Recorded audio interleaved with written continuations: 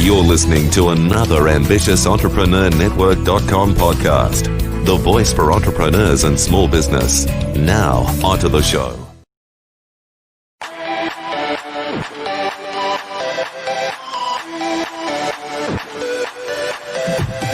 Welcome to Industry Thought Leader Podcast. Stand out, be heard, influence.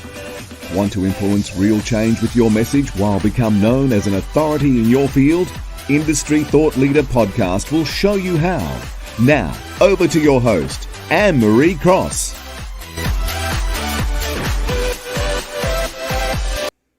And welcome to another episode of Industry Thought Leader Podcast, brought to you by Industry Thought Leader Academy.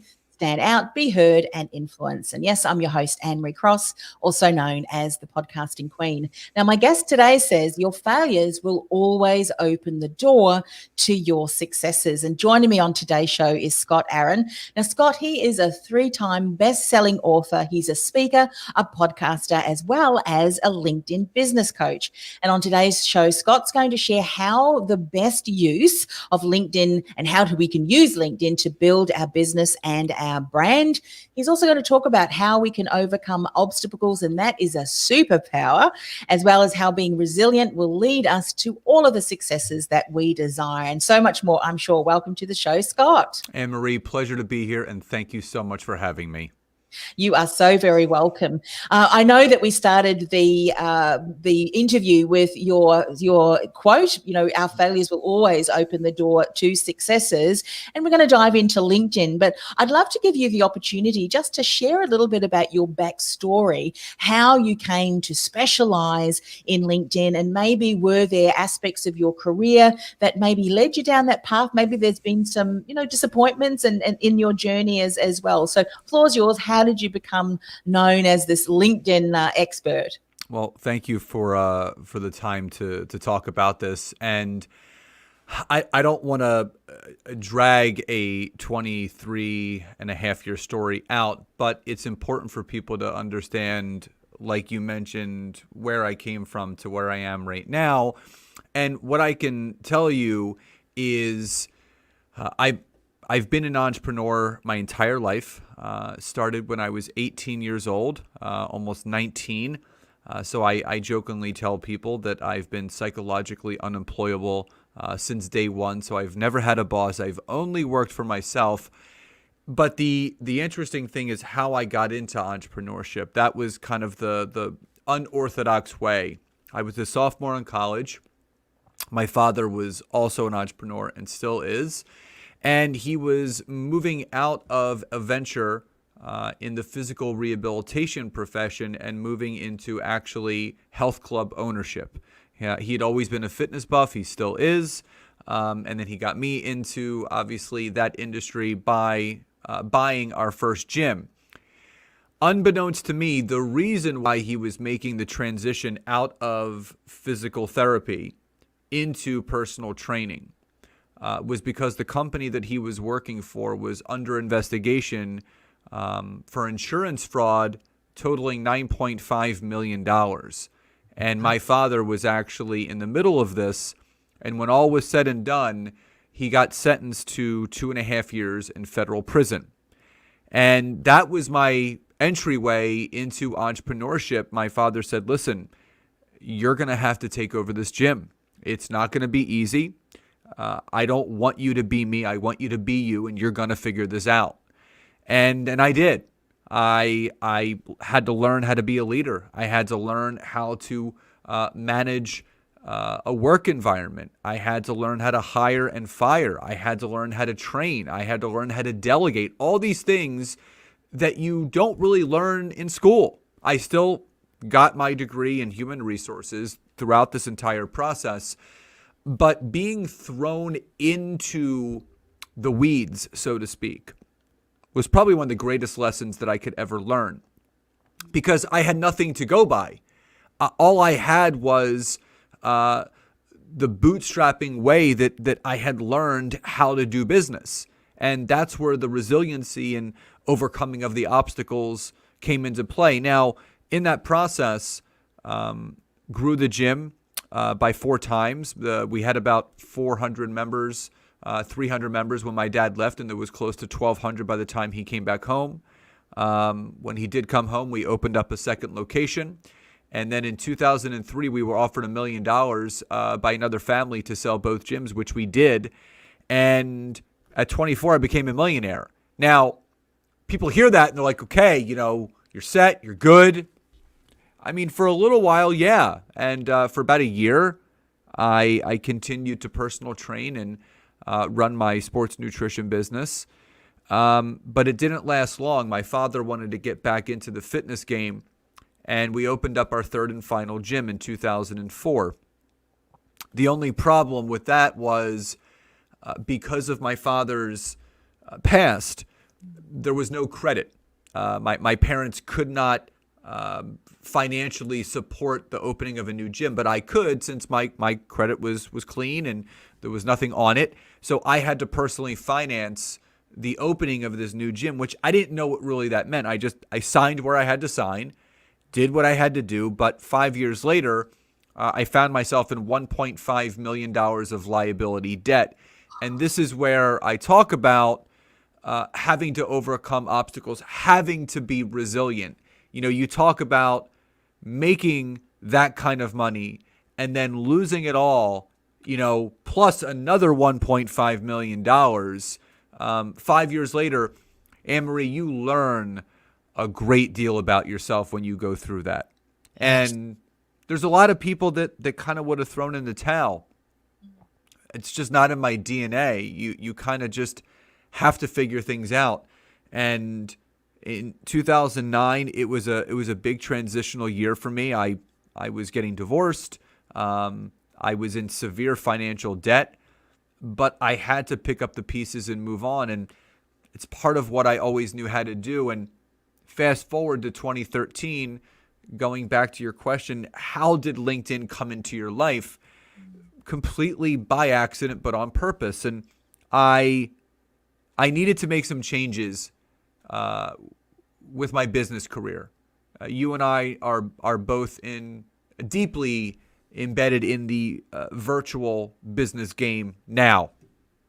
But in 2013, people had online businesses, but not to the extent that exists today, especially in health and wellness. We had a brick and mortar gym. We were getting dominated by some of the larger clubs, and I was trading time for dollars. I was working 80 plus hours a week, just scraping by being a personal trainer. And I knew there was more out there for me. And in 2013, I said yes to an opportunity with a network marketing company called Isogenics, strictly for the business. Products were great. That was a plus. But a friend of mine asked me this question, and I want every single listener to really, really pay attention to this question, because this is something that you should ask yourself, and it's something that you should ask someone else that you're looking to help. A friend of mine asked me, he said, Scott, if you got sick or injured, something happened where you could not personal train anymore. You could not personal train. How would you make money? How would you be able to earn income? And that scared me to death because, again, I thought about that. God forbid something happened and I couldn't get to the gym. What would I do? I at this point, my son is now 8. He was only a year at this time. And I needed to make a change. And I quickly started to see the power of being online. I grew a very successful business. But in 2015, this is when LinkedIn came into my life. And I was at a conference. And the gentleman who was running the conference welcomed some of the top entrepreneurs on the stage. And he handed them, and I'll never forget, he handed them a dry erase marker. And he said to each individual one, he goes, take this dry erase marker, walk over here to this whiteboard, and I want you to write down how many conversations you have had to get to where you are. And I'm like, why is he doing that? So these one by one, they walk over and they're writing these numbers down. And after they were done, I'm looking at this board And the smallest number I saw was 7,000 conversations. And I said to myself, well, I'm building my business through warm market, friends, family, and Facebook, a little bit of Instagram. I don't have a shot. Because Facebook, you're only allowed 5,000 friends. Most of those people want nothing to do with what you're doing because they're on there for personal reasons only. But I remember I had a LinkedIn profile. I signed up for it years ago, just like everybody did, and then it collected dust from there like a lot of people do. And I thought it was for recruiters. I thought it was for getting recruited or looking for a job. And when I got on there, Microsoft had just bought them out and they were changing the platform. And I said, you know what? This is where I can go to connect with people just like me, because one of my first mentors said, Scott, when you're building a business, no matter what the business is, you need to look yourself in the mirror and you got to ask yourself, how are you going to connect with yourself today? And it clicked. And I said, that's it. That's brilliant. I need to talk to business-minded people that are just like me. Other trainers, other nutritionists, other gym owners. Where can I search and find them all over the world? LinkedIn. And this is where the door of opportunity opened up and I got even more traction. And I started helping some friends. I said, listen, you got to use this platform. And I was showing them what I was doing, which I didn't know at the time, but I created a system and they started getting results. A buddy of mine reached out to me and he said, listen, I don't know what you figured out, but he goes, I've booked 14 appointments just this week. He goes, you need to be teaching this. And I'm like, I love teaching. I love training. I love helping people. That's what I've been doing since I was 18. That was how the whole idea of, you know what, I can take LinkedIn and teach people how to create the most important aspect of any business, which is human connection. And it just happens to resonate most on LinkedIn because people are on there for connection, for trust building, for rapport building, for business relationships. Mm-hmm. And the rest, they say, Anne-Marie, is history. There is history. What I love about the story that you've just shared is it's so relevant to where many people are finding themselves today. I mean, circumstances beyond their control has caused many to have to restrict their business operations. In Melbourne, we've just come out of a very strong lockdown. The economy is really stretched to maximum, and I know that that's around the world as well. And so what I'd love to do, we're going to dive deeper into LinkedIn and how you've been leveraging and using it, because what we're saying to people is, look, don't leave untapped opportunity on LinkedIn to really take the time now to build those connections, because the seeds that you start to sow now are going to come as you develop and nurture that, just like farming, are going to seed and sprout. And what you do now is going to impact many, many months down the track, which, of course, Scott, is what happened to you. But before we move on, sometimes we do need to plow that field a little bit. Talk about some of the ways that you overcame some of those obstacles. And you say it's actually your superpower, because sometimes, when we are sitting in that situation of, well, what now? Everything feels hopeless and seems hopeless. We're not able to take on any new learnings that really could be the solution to moving forward. Because what happened to you, of course, it's taken that trajectory in a whole other area, which now you're specializing in. So what are a few words of advice, some insights, maybe around overcoming obstacles that becomes a superpower, being resilient, and that can sort of lead to successes? And then I think we'll dive deeper into to the LinkedIn. But what are some insights you want to share here? Well, it all came about two different things. So just 4.5 years ago, I filed for personal bankruptcy, and I don't believe you can go any lower than that point. Now, to preface that, I had a successful coaching practice. I had a successful online wellness practice, but the gym was failing. It was losing about $3,000 a month. I was the personal guarantor of the lease. And for business owners that don't know what that means, when you're the personal guarantor of the lease, you're financially responsible for every dollar that's owed on that lease, whether it succeeds or fails. And that was about $450,000 of liability debt that was in my name. And I met with my business attorney, and he said, listen, you got two choices. You can continue having your two successful businesses, fund your failing one, or you can file for personal bankruptcy, have a clean slate, and start your life now. And when he painted that picture for me, there was no hesitation. A lot of people that maybe hear that, they're like, oh my God, I might be faced with filing for bankruptcy. I didn't hear your life is going to be over. I heard your life is about to begin. Because this, Emery, this was my opportunity over an 18-year period that I was finally able to start doing things on my own way, painting the picture that I wanted to paint, carving the path that I wanted to carve. People think that life is a straight line. Life is not a straight line. There are, again, we're in a very unprecedented time right now globally. A lot of people there's been a lot lost. There's been lives lost. There's been relationships lost. There's been memories and precious time with loved ones that are lost. But again, we've all been through our own form of personal pandemics, whether it's divorce, whether it's bankruptcy, whether it's cutting ties with a family member, whatever it is. But the one thing that always kept me going was knowing that I couldn't control anything that has happened. Can't control it. It's already in the past. And I can't worry too much about the future because it hasn't happened yet. And I remember reading a book called The Power of Now by Eckhart Tolle. And he talks about just this. And this is, Emery, this is the foundation that I always come back to whenever there's a wall-kicking moment. Whenever there's a hiccup with something that's going on. He says in this book, there's 3 types of people. Yeah. There's people that live in anxiety. There's people that live in fear. And there's people that live in peace. The people that live in anxiety are the ones that are constantly replaying the tapes of their past that are keeping them where they don't want to be.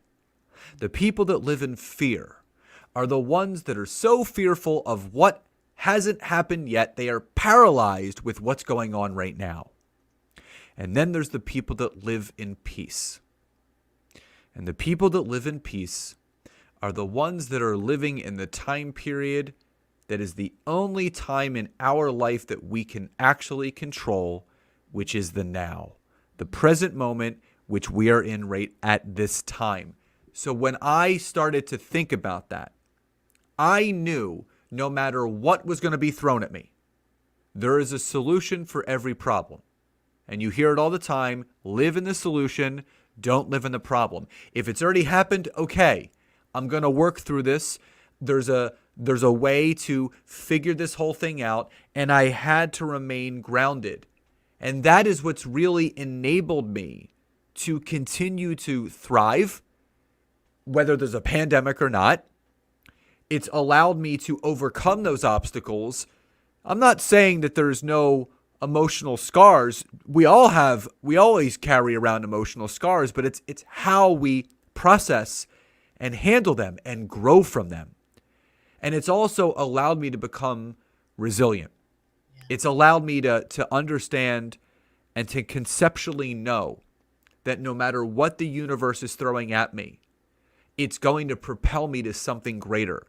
And I look forward to those challenges because when we are challenged, when something is thrown our way and we are growing, we become better.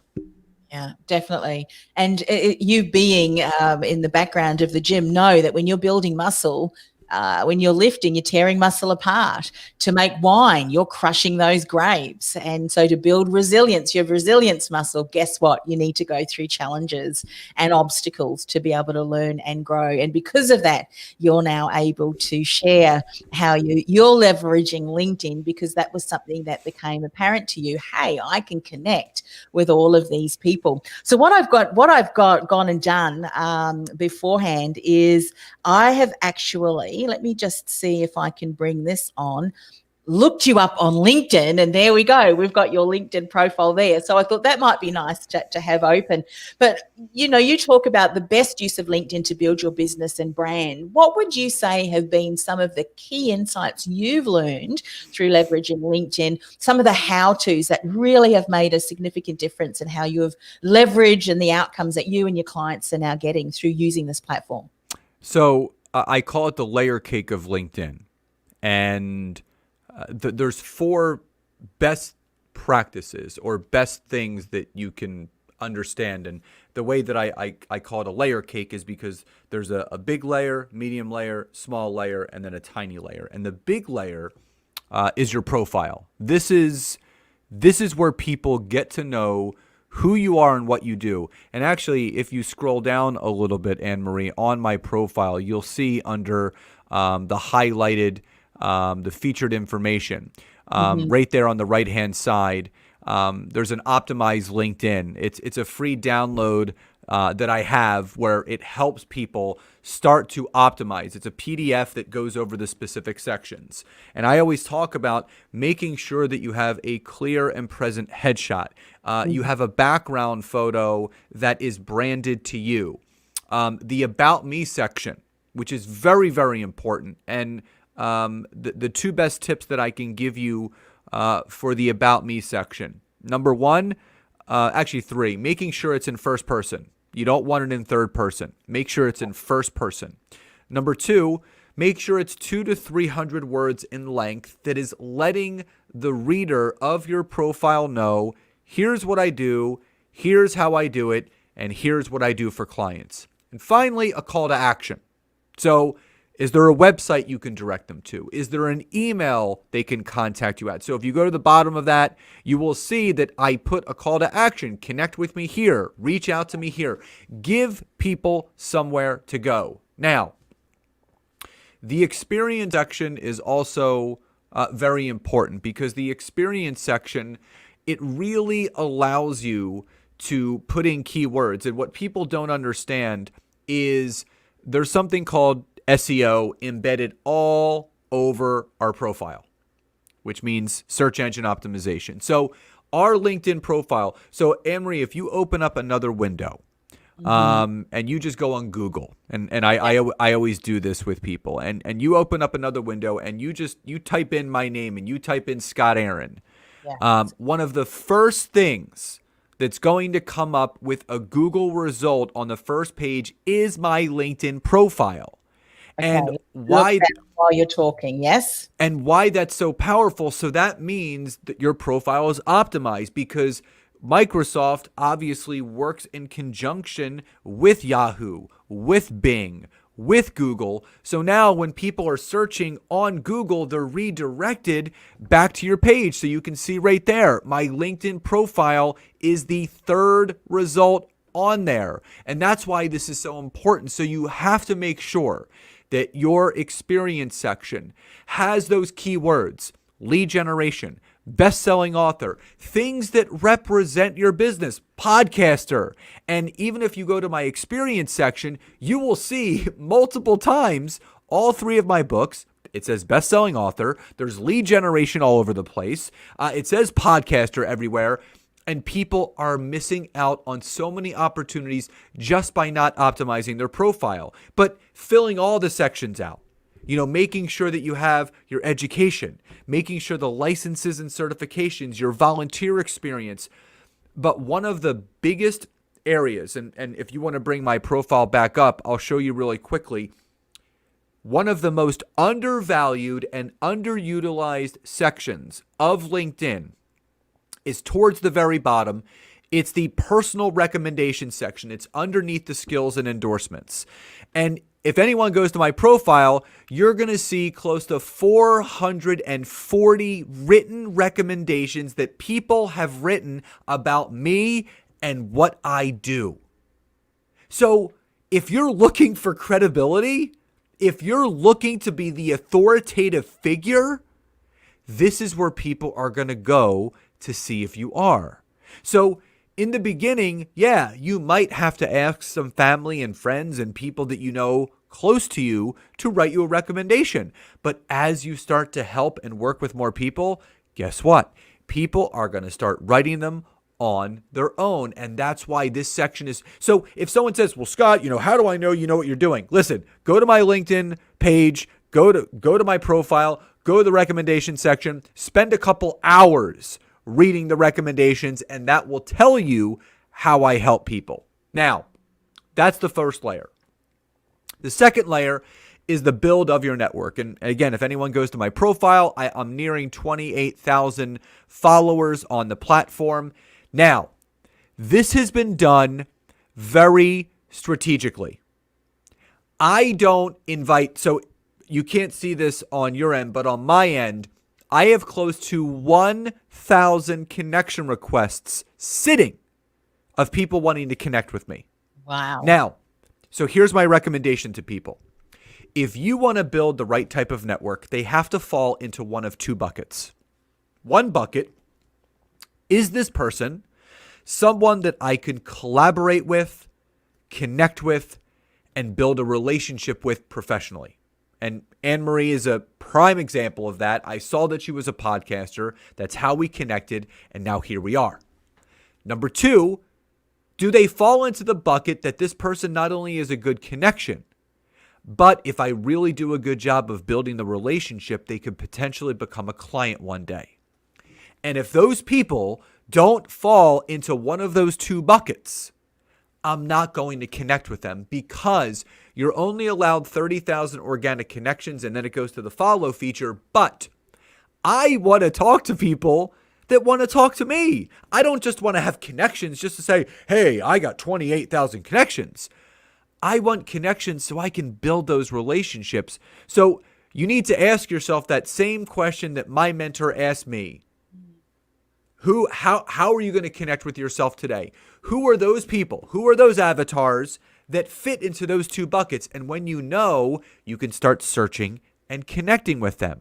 And that's why it's also important to have certain keywords fluttered throughout your profile, because you'll start appearing in more searches and you'll start getting more visibility of your profile. Mm-hmm. Now, the third layer, and probably I would say is the most difficult one for people to really understand, is messaging. And why that is because a lot of people are doing some things wrong. And I'm not going to say that they're doing bad things. They're just doing them wrong. And I'm not saying it's my way or the highway. But number one, people are using automated services right now that are connecting and messaging for them, which means you're removing the number one business building tool from your business, which is your ability to connect and message with people genuinely and authentically yourself. So you're basically just ruining the user experience from day one. Number two, you're selling people from the onset of the first connection. No one, I don't care who you are, no one wants to be sold to. Nope.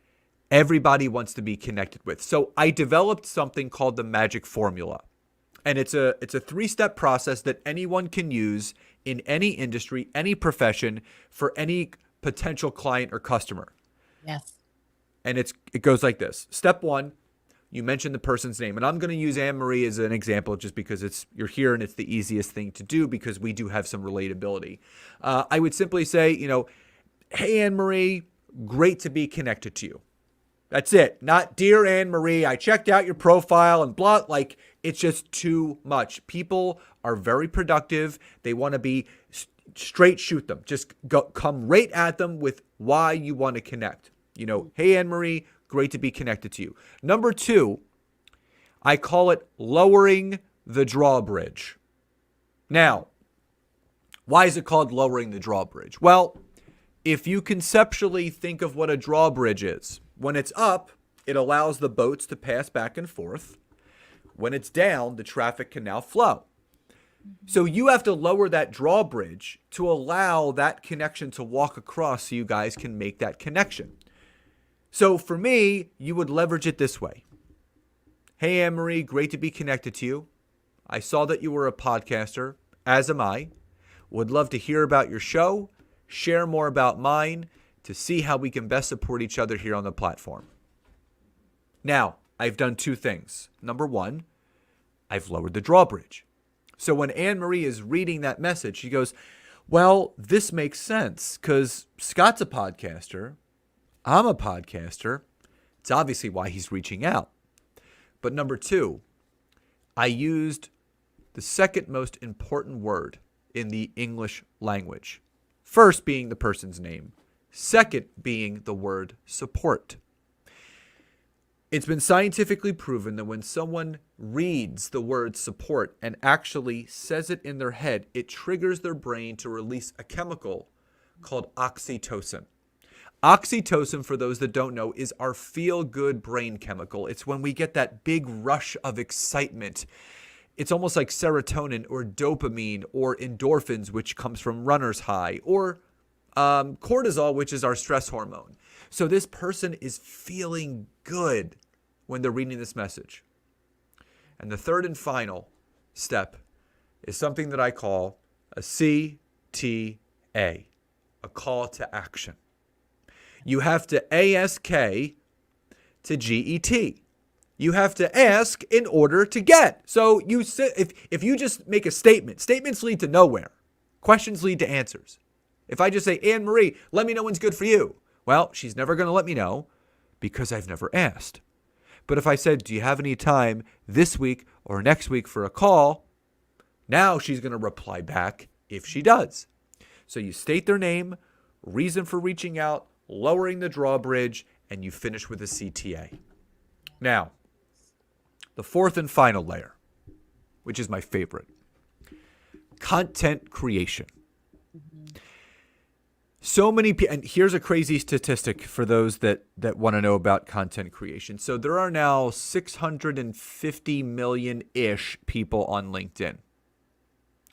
Of the 650 million, only 1% produce one piece of content a week on LinkedIn.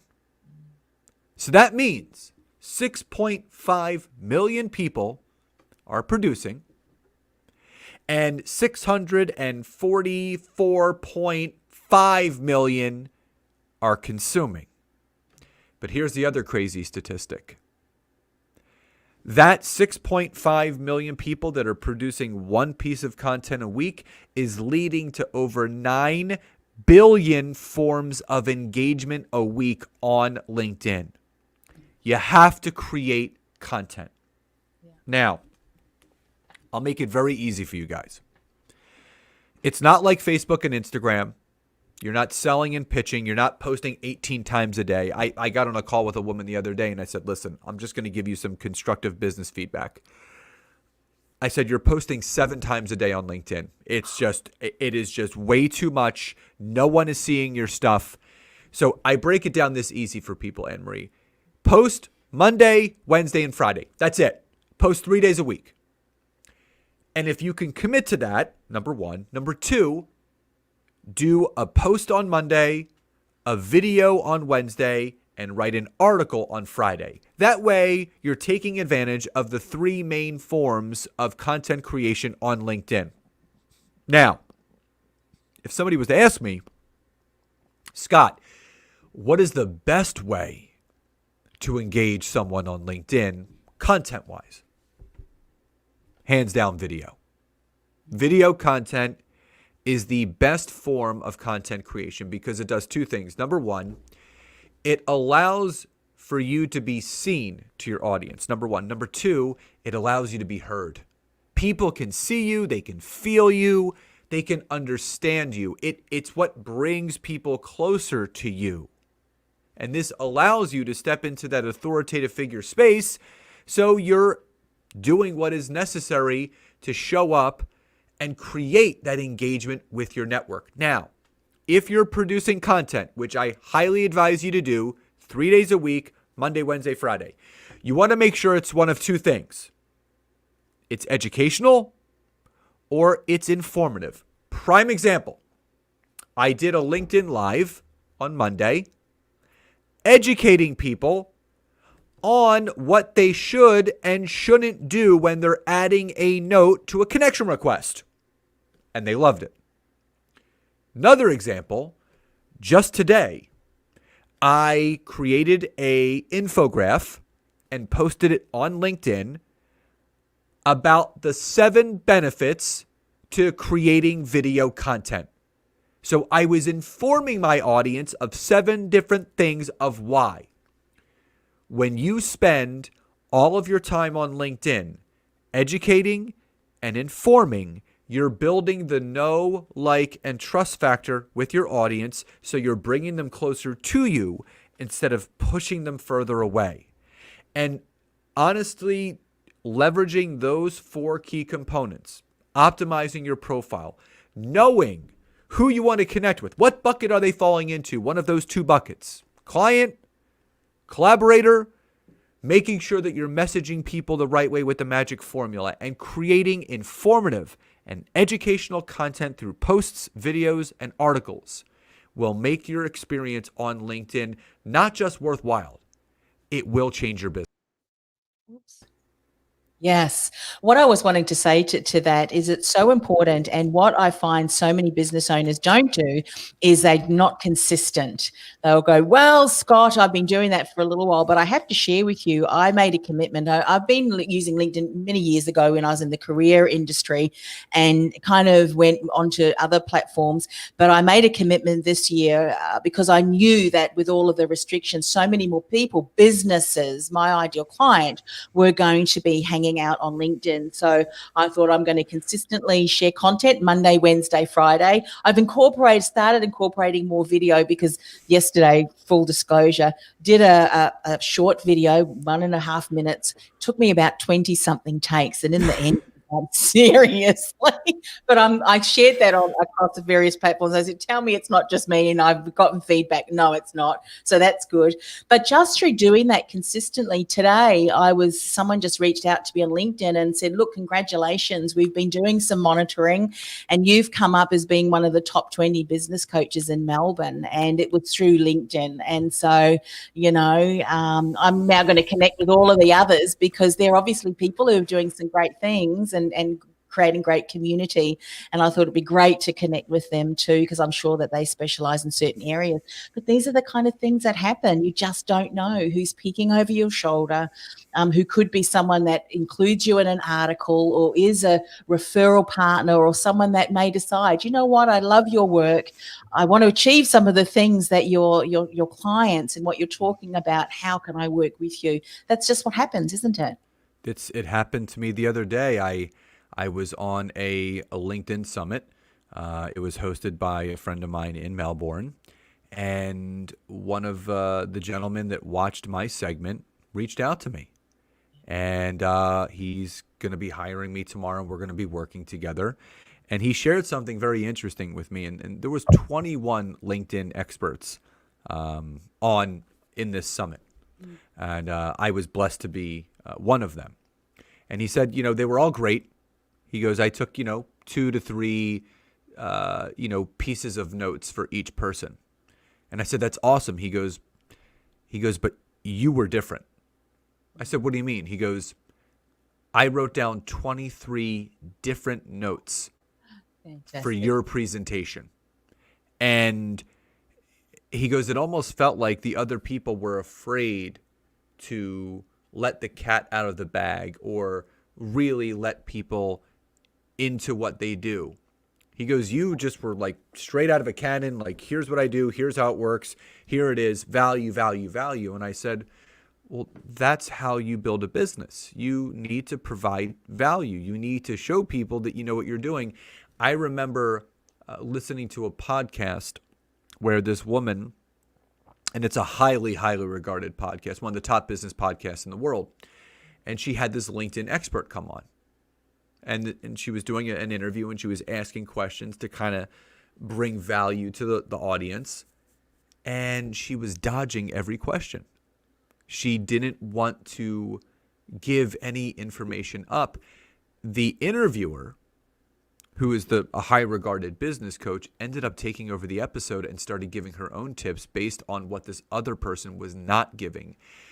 You can't be in business built around serving people and holding information back from people. if you live in, and this is for all the business coaches out there, if you're living in that fear state where you're withholding tips and information because you're afraid someone's going to figure out your system and do it on their own, well, kudos to them. Exactly. That's the whole point of being in business, is to help others. And there's going to be a portion of them that says, you know what, I actually want to work with you personally, and that's just what happens. Look, Scott, we have it's just been such a wonderful opportunity to share with you. Thank you for sharing not just your tips on LinkedIn, which have been incredibly valuable. I know everyone's going to be implementing that moving forward, but also sharing insights into the ups and downs, the challenges, the obstacles in your life. I think we don't spend enough time talking about those,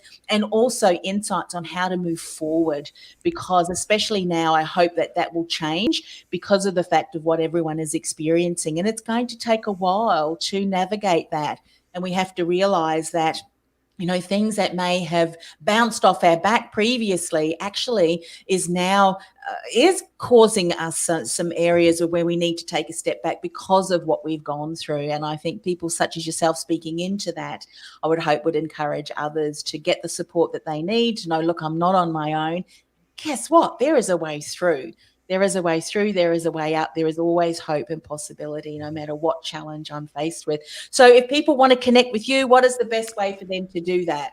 Yeah, my website, www.scottaaron.net. It's my hub where everything is at. But if people do want to connect with me on social media, I'm very prevalent on the big three: Facebook, Instagram, and LinkedIn, obviously. You can find me under Scott Aaron on LinkedIn and Facebook. And if you are on the gram, as they call it, my handle is at Scott Aaron LinkedIn, and would be grateful to connect. Fantastic. Thanks once again for coming on the show. Thank you, Anne-Marie. Grateful for you, and thank you again for the opportunity.